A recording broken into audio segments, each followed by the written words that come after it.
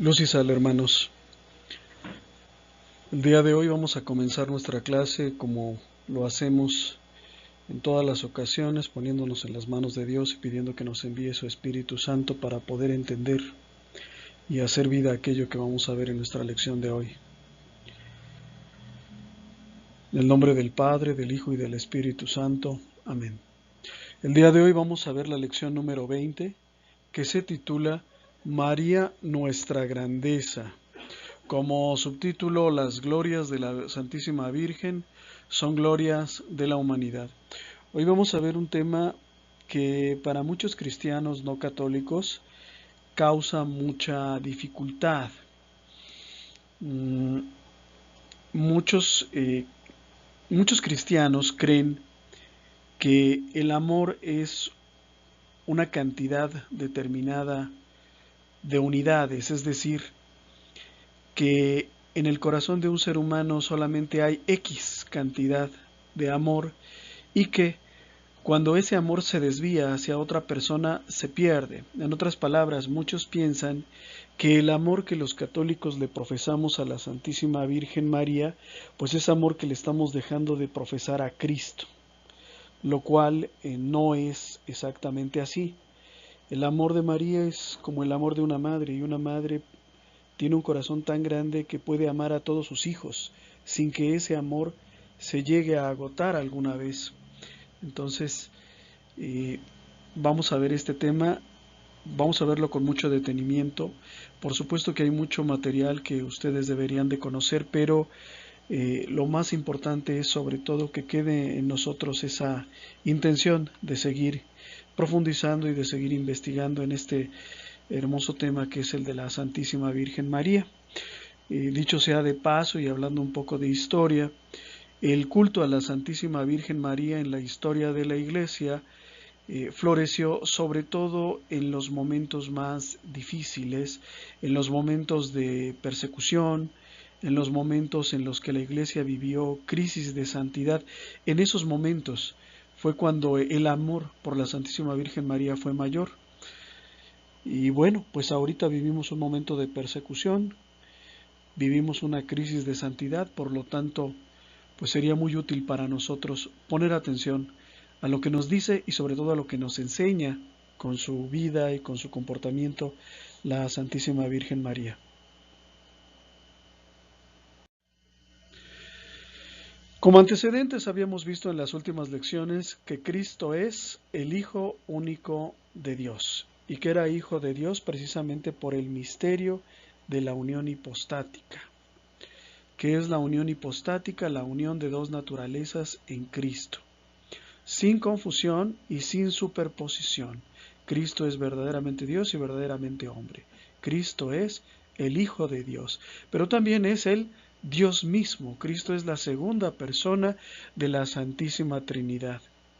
Habíamos visto también que Cristo es nuestro Salvador, que nos salva de nuestros pecados. Habíamos visto también que Cristo es nuestro Redentor, que paga en la cruz el castigo que nosotros merecíamos por nuestros pecados. Habíamos visto también que Jesús es nuestro Señor, lo cual equivale a decir que es nuestro Rey.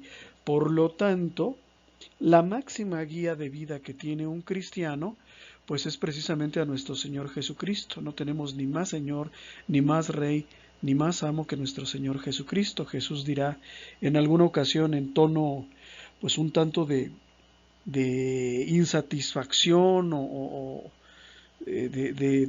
quizás hasta un poquito de desesperación. Les dirá a sus apóstoles: ¿por qué me llaman Señor y no hacen lo que yo les digo? Entonces, debemos de aprender a revalorar el señorío de Cristo. Cristo debe de mandar, Cristo debe de estar siempre presente en nuestra vida y Cristo debe ser el supremo criterio de nuestro amor hacia nuestros demás hermanos. Cristo también es nuestro mediador entre el Padre y nosotros. Podemos confiadamente dirigirnos a Cristo para por medio de Él suplicarle a Dios. Dice Jesús: todo lo que le pidan al Padre en mi nombre, se los concederá.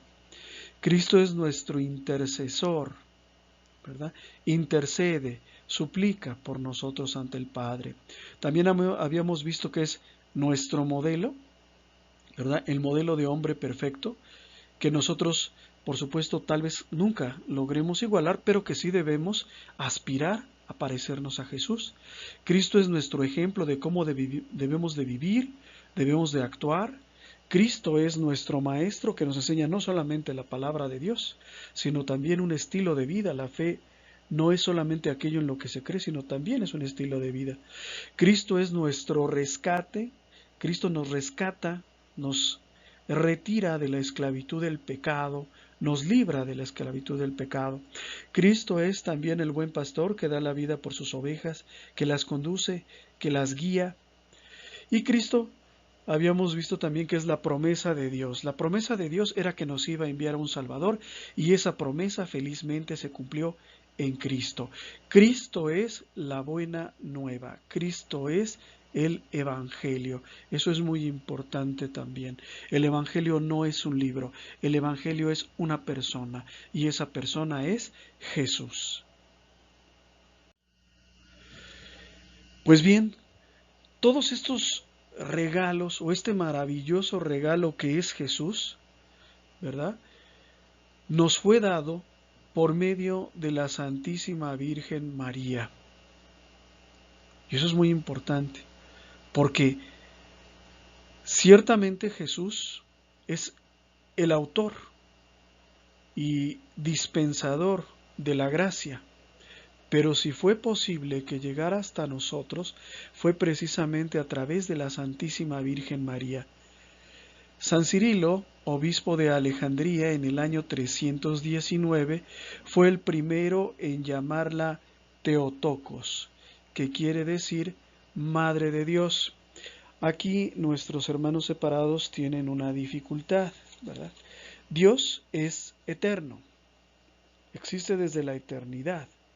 Si Dios hubiera tenido una madre, pues no es eterno, ¿no? Entonces, por lo tanto, pues es falso que María sea la madre de Dios, dicen algunos, que no pueden comprender el misterio de la encarnación de Cristo.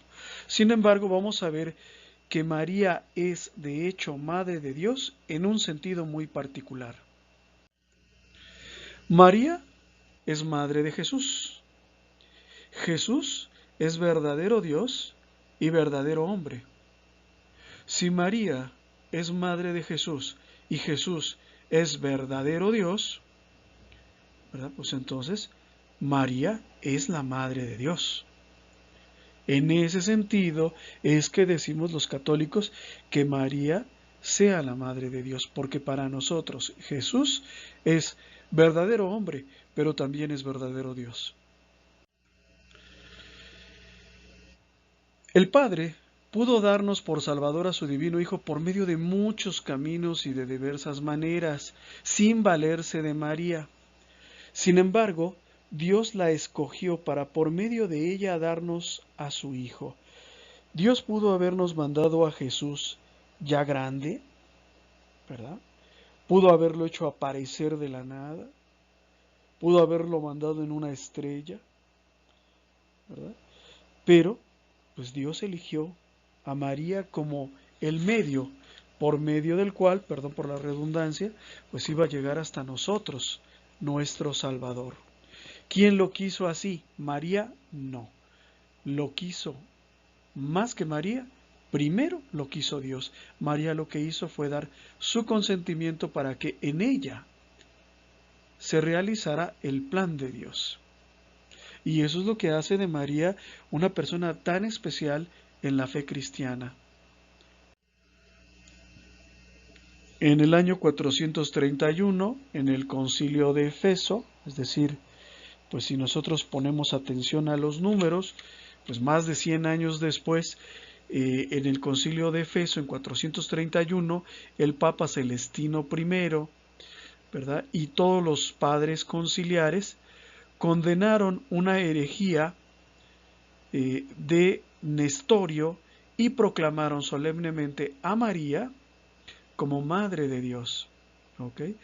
Y esto queriendo dar a entender precisamente que por ser Madre de Cristo, de la persona toda, con su humanidad y con su divinidad, pues María es Madre de Dios entonces, porque Cristo, para nosotros los cristianos, no es ni un gran pensador, ni un gran hombre, ni un gran revolucionario, ni, como dicen los supersticiosos, un espíritu ascendido o un ser de luz. Cristo es el Hijo de Dios. Y en ese sentido María, pues es la Madre de Dios. ¿Cuál es la importancia de la maternidad divina de María? Pues es algo muy significativo. En primer lugar, María queda en una relación muy particular que ningún ser humano tiene en relación a la Santísima Trinidad. Respecto al Padre, María recibe la encomienda de ser la madre de su Hijo. Respecto al Hijo, María se convierte durante 9 meses en el arca, en el seno que le va a dar alojamiento y humanidad. En relación al Espíritu Santo, María recibe su fecundidad precisamente del Espíritu Santo. Entonces queda María en una relación muy particular con la Santísima Trinidad. Su Inmaculada Concepción. María fue exenta del pecado original desde el primer momento de su ser, esto es, que nunca hubo en ella ni siquiera la sombra del pecado. No solo no hubo pecado, sino ni siquiera la sombra del pecado. Es decir, María tiene el atributo de impecabilidad, pero no solamente el de impecabilidad, sino también el de integridad en sus pasiones. María se vio libre durante toda su existencia de la inclinación a las concupiscencias. María no estuvo sujeta a esa inclinación al pecado que tenemos todos nosotros los seres humanos. A esto se le llama la Inmaculada Concepción de María. ¿Okay? Si María hubiera estado por un segundo bajo el poder del demonio, es decir, si por un segundo, por una millonésima de segundo, hubiera pecado, entonces lo nacido de ella no sería puro. Por eso, desde tiempo inmemorial, la Iglesia estableció como dogma la Inmaculada Concepción de María. ¿Qué otro aspecto es importante resaltar de la maternidad de María? Su virginidad perpetua. María fue virgen antes, durante y después del parto. Imposible para un ser humano, sí, pero no para Dios. San Francisco de Asís lo explicaba utilizando el ejemplo del cristal. Así como la luz atraviesa el cristal sin romperlo, María fue capaz de concebir y de dar a luz a su Hijo Jesucristo sin dejar de ser por ello virgen. Otra consecuencia también muy importante es su asunción al cielo. La tradición cristiana enseña que María, tras una dulce muerte que recibe el nombre de dormición, fue llevada al cielo, no como Cristo, que en su ascensión se elevó por su propia virtud, donde se halla ya en cuerpo y alma gloriosos. No, María fue asunta, es decir, llevada al cielo por los méritos de su divino Hijo Jesucristo. ¿Y qué significa eso para ti y para mí, que somos seres humanos de carne igual que María? Que con ese cuerpo que tú tienes serás glorificado para la vida eterna. Eso es lo que tiene que ver. Y por último, María también se le llama la llena de gracia. Primera, porque por medio de ella recibimos al autor de la gracia. Y porque ella fue dotada por Dios de la plenitud de la gracia también desde el primer instante de su ser, llegando a adquirir un grado de santidad superior a toda criatura, nos dice la lección, incluso superior a los ángeles. Y María, por supuesto, en su canto, el Magnificat, agradece con un corazón profundamente conmovido este regalo que Dios le hace a ella.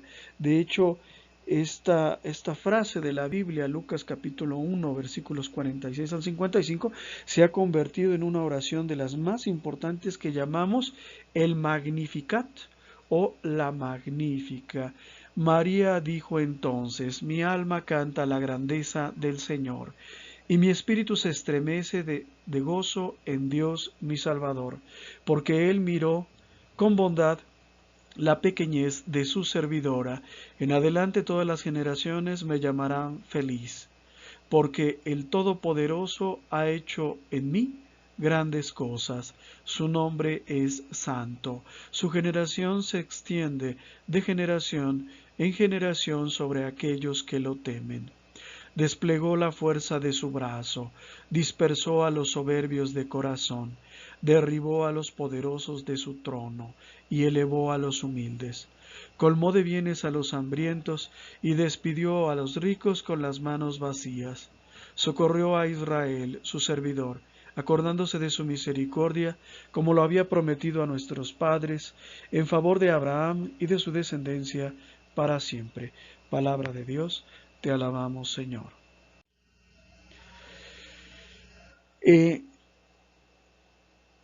A veces las personas que no comprenden el gran amor que tenemos nosotros como cristianos por la Santísima Virgen María, pues han llegado a pensar que fue como que una invención reciente de la Iglesia. Sin embargo, este cariño por la Santísima Virgen María data de los primeros años de nuestra fe, es decir, de los días inmediatamente posteriores a Pentecostés. María va a estar ahí presente en Pentecostés en medio de los apóstoles. Luego, el cariño que la comunidad cristiana siente por María se ha transmitido de generación en generación por tradición, y hay algunos antecedentes históricos sobre la tradición de veneración por la Virgen María. En el año 150, estamos hablando de la sexta, quizás la séptima generación de cristianos, San Justino Mártir hace un paralelismo entre la Santísima Virgen María y Eva.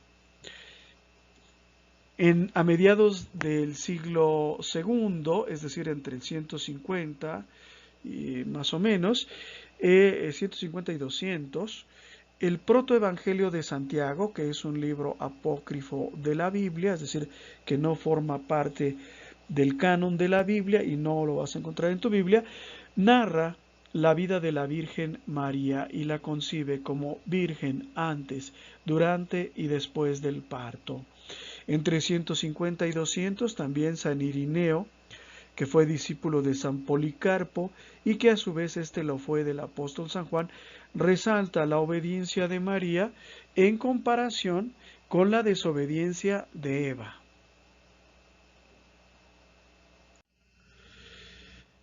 María corredentora. ¿Por qué decimos que María es corredentora? Esta frase, este calificativo para la Virgen María de corredentora, causa mucho escozor en los hermanos separados, porque cuesta trabajo entenderlo. En alguna ocasión alguien me dijo: mira, Alejandro, quiero que entiendas una cosa, María no te salvó, María no murió por ti en la cruz, quien murió por ti en la cruz fue Cristo, y esto es una realidad que nosotros sabemos, pero una cosa que muchos no saben es que Martín Lutero el padre de los protestantes, que actualmente llamamos cristianos o evangélicos, era un profundo devoto de la Santísima Virgen María. De hecho, uno de los tratados más importantes de Mariología tiene a Martín Lutero como autor. Pero bueno, no retornemos a nuestro tema. ¿Por qué la llamamos corredentora si ella no murió por nosotros en la cruz?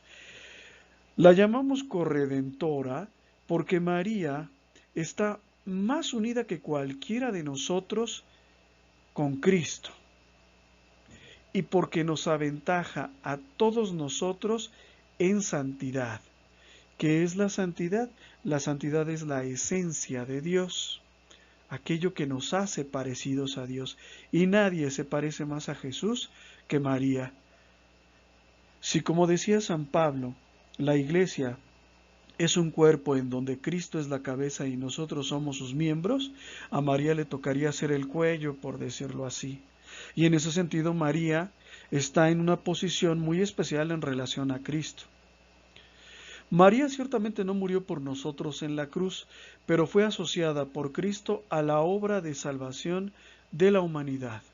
María sufrió junto con Cristo en la cruz. Y díganme ustedes si no sufrimos cuando le pasa algo a alguno de nuestros hijos.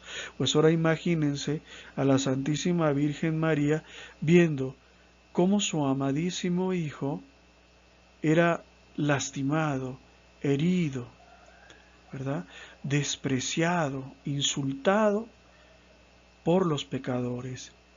María sufrió junto con Cristo en la cruz. No murió por nuestros pecados. Su sufrimiento no es un sufrimiento que nos redima, pero es un sufrimiento que la coloca a ella en una relación muy particular con Cristo.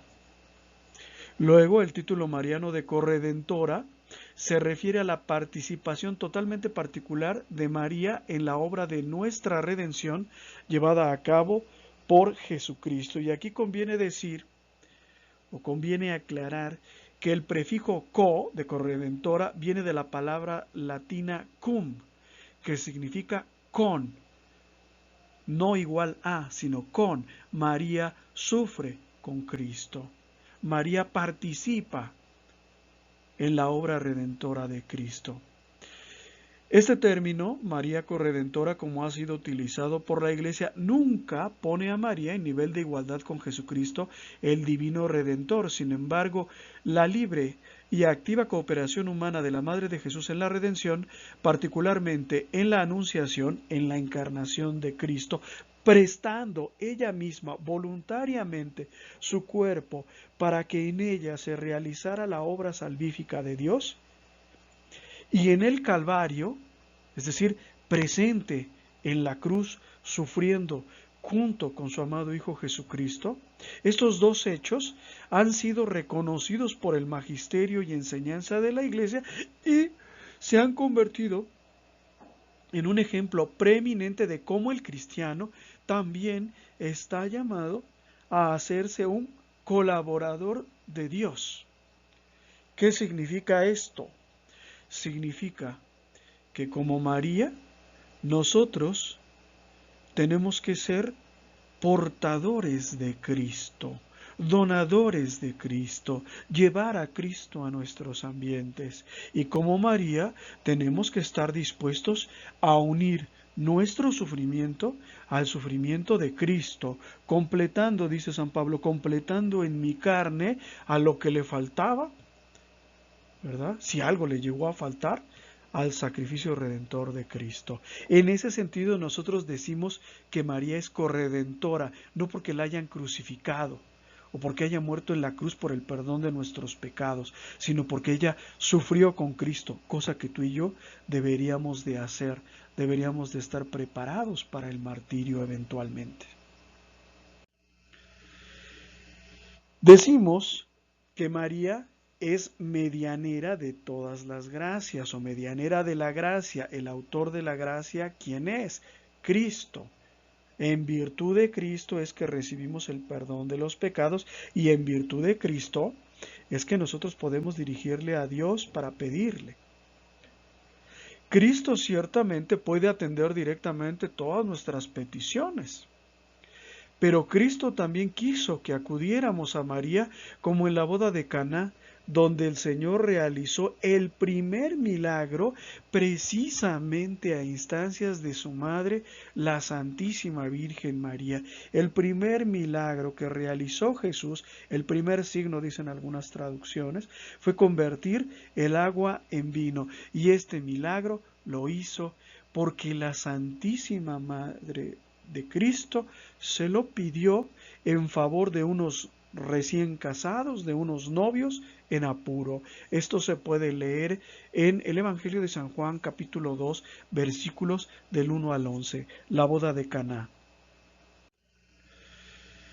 María, decimos también que es nuestra madre por adopción. Bueno, primero hay que detenerse y puntualizar.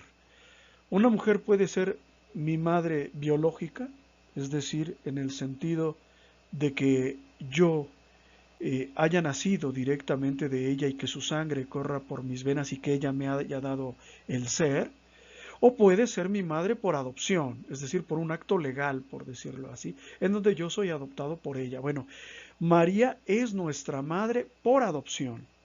Nosotros nos adjudicamos, se podría decir, a la madre de Jesús como nuestra madre. Por eso la llamamos también madre de la iglesia y madre nuestra.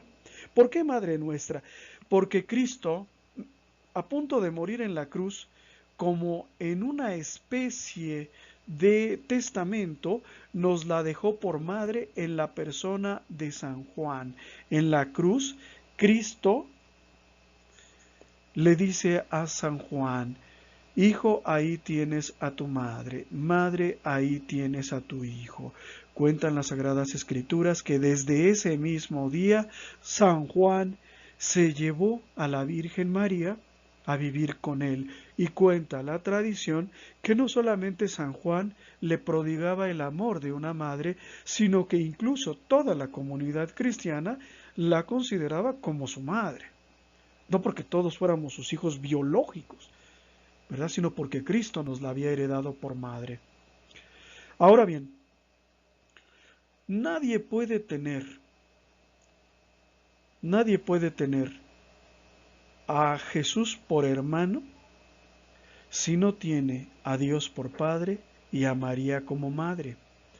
Porque si María es madre de Jesús, pero no madre mía, no somos hermanos. ¿Sí se entiende? Hay muchas personas que dicen: yo soy cristiano, amo a Dios, es mi Padre, Cristo es mi hermano, pero María no es mi madre. Pues entonces no eres hermano de Cristo, porque nosotros somos hijos del Padre por adopción, ¿sí? Por los méritos de Jesucristo.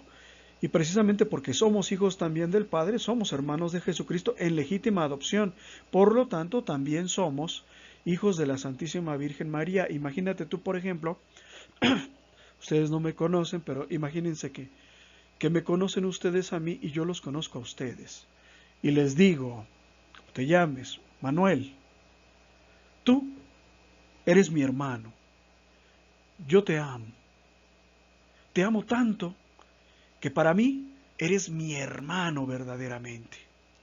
Pero no solamente eso, tu padre es mi padre, le respeto, le amo y le venero como padre.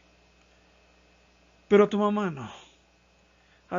no, esa señora es una tantas por cuantas, y mira que los protestantes a veces cuando hablan de la Santísima Virgen María suelen ser pródigos en insulto. Pues así no hay hermandad. ¿A poco me crees que sea tu hermano si insulto a tu madre? Pues no me puedes creer. Si somos hijos de Dios y hermanos de Cristo, también somos hijos de la Santísima Virgen María. Y somos hijos de la Santísima Virgen María porque María nos da o nos ha dado la vida a la luz de la gracia. María es la nueva Eva, la nueva madre de los vivientes, de los hombres regenerados en Cristo. María es madre de la nueva humanidad que nace de las aguas del bautismo. por el poder del Espíritu Santo. Y en ese sentido, María también es nuestra madre. María es la nueva Eva, que compensa con creces, ¿verdad?, a los desvíos y a la desobediencia de la antigua Eva.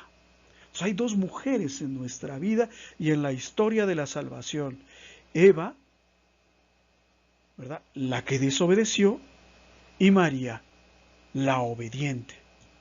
Eva, por la que llegó la condenación, acuérdense de sus primeras lecciones de pastoral, por la que llegó el castigo, y María, por la que nos llegó el autor de la gracia, que es Cristo. Entonces, María es nuestra madre, por supuesto que es nuestra madre, totalmente lógico. María, madre de la Iglesia. María es madre de la Iglesia por lo que ya habíamos dicho, que ella nos engendra a la vida de la gracia, dándonos precisamente a Cristo. María es madre de la Iglesia porque María también estuvo en el cenáculo como centro de reunión de los apóstoles en espera de la llegada del Espíritu Santo de Pentecostés, que había de dar vida a la Iglesia. ¿Sí?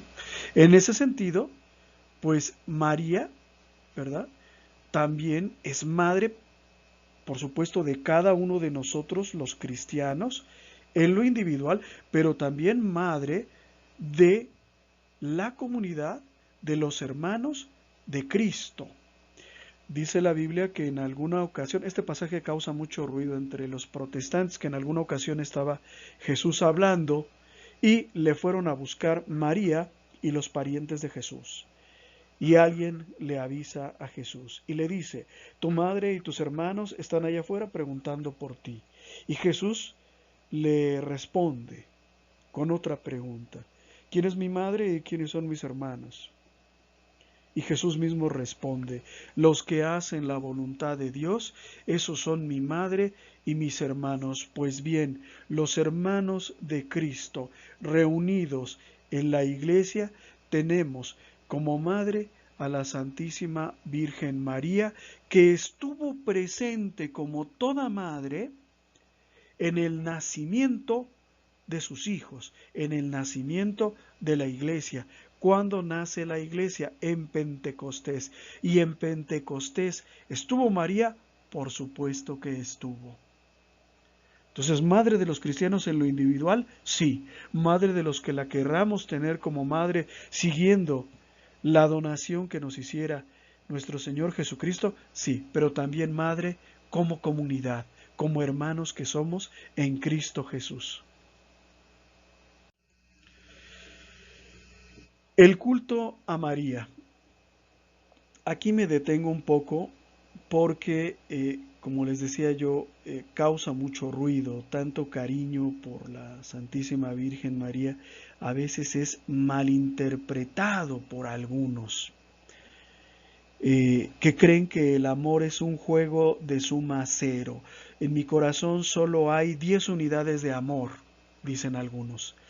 Si yo con mi corazón le doy 9 unidades de amor y una unidad de amor a María, ya no le entregué todo a Dios. Por lo tanto, no se cumple el mandamiento de amarás a Dios con toda tu alma, con toda tu mente, con todo tu espíritu y con todo tu corazón. Y la verdad es que no es así. En el corazón de un padre, en el corazón de una madre, hay amor que constantemente se recrea para todos sus hijos. Y el hecho de que yo ame a uno de mis hijos no quiere decir que haya dejado de amar a los otros, o que mi corazón se haya secado y ya no tenga amor para los demás. Esa es una mentira que algunos han ido por ahí esparciendo. La verdad es que podemos amar a Cristo y a María y el amor no se agota. Pero vamos por partes.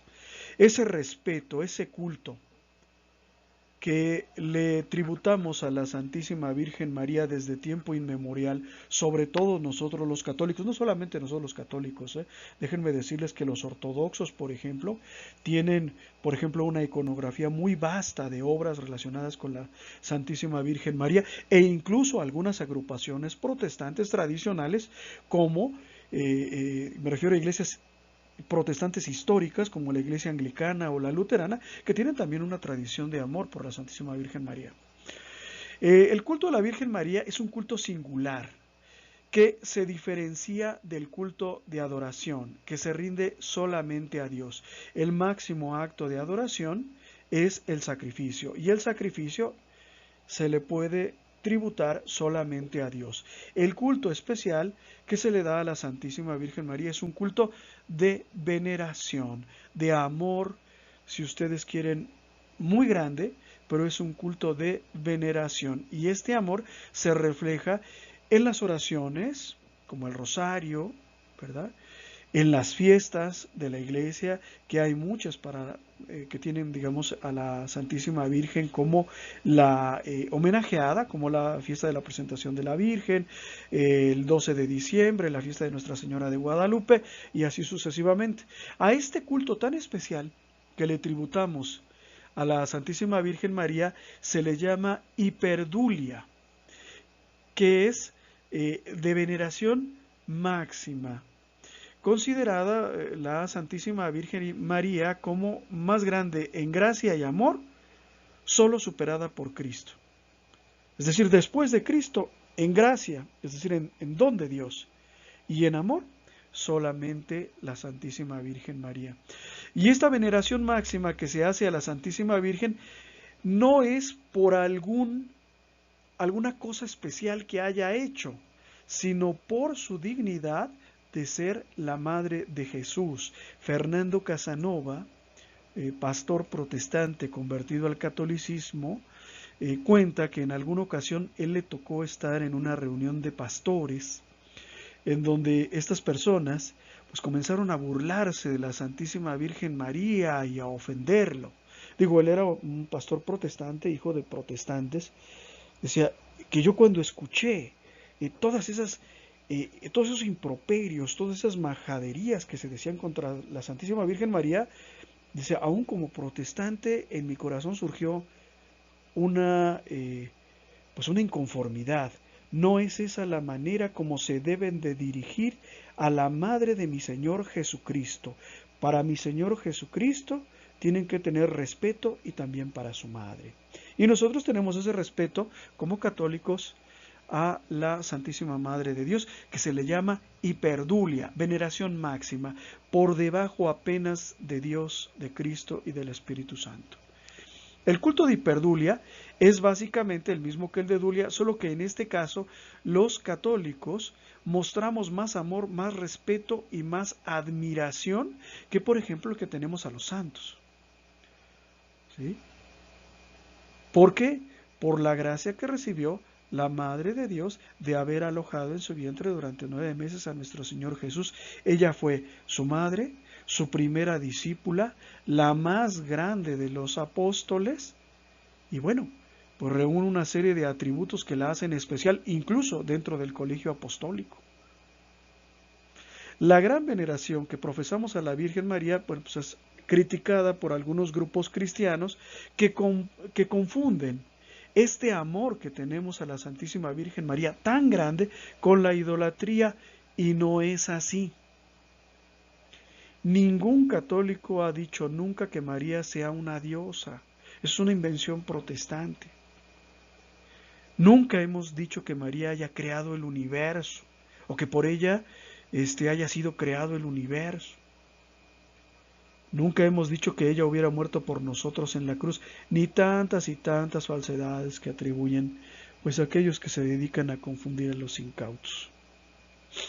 El culto a la Virgen María pues es un culto sano, es un culto conforme a la verdad, forma parte de la tradición histórica de la Iglesia, no es una invención de ayer, y en nada ofende ni demerita la persona de Cristo, ni de Dios Padre, ni del Espíritu Santo. ¿Por qué decimos que María es nuestra grandeza? Miren, déjenme explicarles una cosa. María, nuestra grandeza. En tiempos antiguos, las glorias de una persona, los logros, las conquistas, eran conquistas de la persona, pero también eran conquistas de su pueblo. el pueblo al que esa persona pertenecía. Por ejemplo, decimos Aristóteles de Estagira, el gran filósofo, Aristóteles de Estagira. Pregunta, ¿qué es Estagira? La ciudad en la que nació Aristóteles. Es decir, la grandeza de la persona se asociaba al lugar donde nació. Esta costumbre se mantenía todavía presente en otros lugares, incluso en propia Italia. Santa Catalina de Siena, Santa Rosa de Lima. ¿Qué es Lima? Una ciudad. ¿En dónde está? En Perú. Santa Catarina de Siena. ¿Qué es Siena? Una ciudad. ¿Dónde está? En Italia. San Francisco de Asís. ¿Qué es Asís? Una ciudad. ¿Dónde está? En Italia. ¿Sí? Entonces, ¿por qué decimos que María es nuestra grandeza después de todo este choro que les acabo de aventar? Bueno, ¿por qué decimos que María es nuestra grandeza? Porque entre todos nosotros que somos hombres, que pertenecemos al género humano, solo María pudo ofrecerse como la criatura de primigenia inocencia, y así, en ella, toda la humanidad plasmó en ella por fin su arquetipo. María es el modelo de lo que nosotros deberíamos de ser. Arquetipo es eso, modelo, ejemplo, por decirlo así, de lo que nosotros deberíamos de ser. María es el ser inmaculado, es decir, exento de todo pecado, que hizo posible la presentación al Padre de una humanidad límpida y graciosa, lograda por los méritos de Cristo. Si María fue exenta de pecado durante toda su existencia, fue precisamente en razón de los méritos de nuestro Señor Jesucristo. María fue preservada de todo pecado para ser la madre de nuestro Salvador. Dicen algunas personas, ¿no? Bueno, es que cualquiera de nosotros pudo haber sido madre de Jesús. O sea, tú pudiste haber sido, yo pude haber sido, ella pudo haber sido. Perdóname, pero yo soy hombre. Y ella es mujer, pero quién sabe si reúna, ¿verdad? Esa inocencia, esa blancura, esa pureza que se necesita para ser la madre de Jesús. Y esto es muy importante. Imagínense ustedes, por ejemplo, que yo tengo un vaso frente a mí. Imagínense que yo meto un dedo en el vaso y toco el fondo. Y luego coloco agua, por supuesto agua pura, agua purificada, la coloco en el vaso y yo les pregunto, ¿esa agua está pura? No. ¿Por qué no? Pues porque yo ya metí mi dedote y ya dejé microbios, ya dejé bacterias, ya dejé grasa. Si María no fue inmaculada, entonces lo nacido de ella no es santo. Muchos herejes, negando, ¿verdad? Negando la inmaculada concepción de María, han acabado negando la divinidad de Cristo. Como les decía yo hace un momento, si María estuvo en pecado, es decir, estuvo bajo el poder del demonio por 1/millonésima de segundo, lo nacido de ella no es santo. Por lo tanto, existen personas que siguiendo ese tipo de razonamientos absurdos han acabado distanciándose inclusive de Cristo, mayoritariamente protestantes, ¿verdad?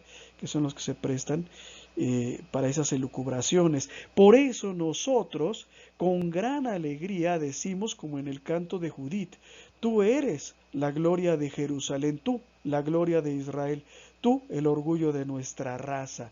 María es entre todos nosotros los renacidos en Cristo la más grande. Ahora vamos a hacer una serie de reflexiones personales muy útiles. ¿Cómo ha sido hasta hoy tu devoción a María? ¿Te preocupas por conocerla? ¿Te preocupas por imitarla? ¿O es para ti una desconocida o de plano no te interesa quién fue la Santísima Virgen María?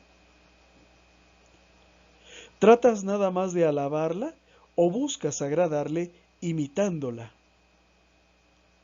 María, en las bodas de Caná, va a decir a los criados una frase que para ti, para mí, es muy significativa. Dirigiéndose o hablando de Jesús, les va a decir, hagan lo que Él les diga. ¿Le haces caso a María? ¿Haces lo que Jesús te dice? ¿Serías capaz, como ella, como la Santísima Virgen María, de servir a Dios sin medir las consecuencias? Piensa lo que vas a decir, porque es muy fácil decir que yo estaría dispuesto a sufrir por Cristo lo que fuera necesario.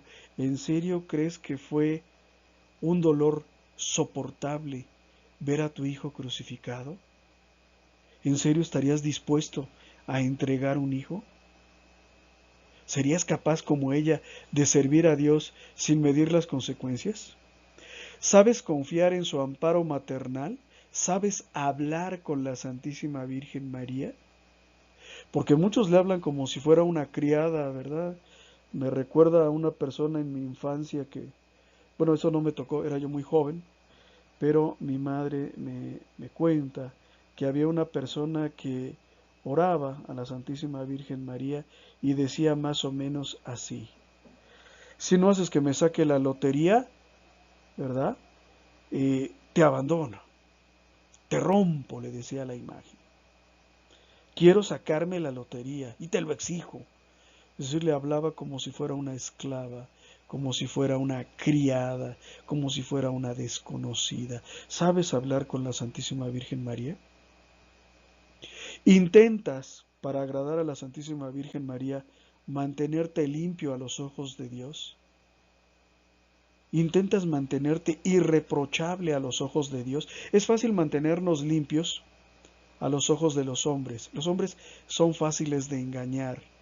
Ellos, al verme a mí o al verte a ti, pues van a pensar que somos personas honestas y decentes, pero Dios ve los corazones. Por eso esta pregunta es muy importante. Intentas, tratas, para agradar a la Santísima Virgen María, de mantenerte limpio a los ojos de Dios, de expulsar de ti hasta la más ligera brizna de pecado. Resolución. Nos ponemos todos de pie y decimos juntos fuerte y claro: Señora y Madre mía, quiero imitarte y ser digno de ti. Cuento con tu ayuda para conseguirlo y de este modo llamarme dignamente hermano de tu Hijo Jesucristo. Muchas gracias, hermanos. Nos veremos la próxima semana. Lean su lección, estudien, ¿verdad? Y bueno, pues por aquí seguiremos en comunicación. Luz y sal, hermanos.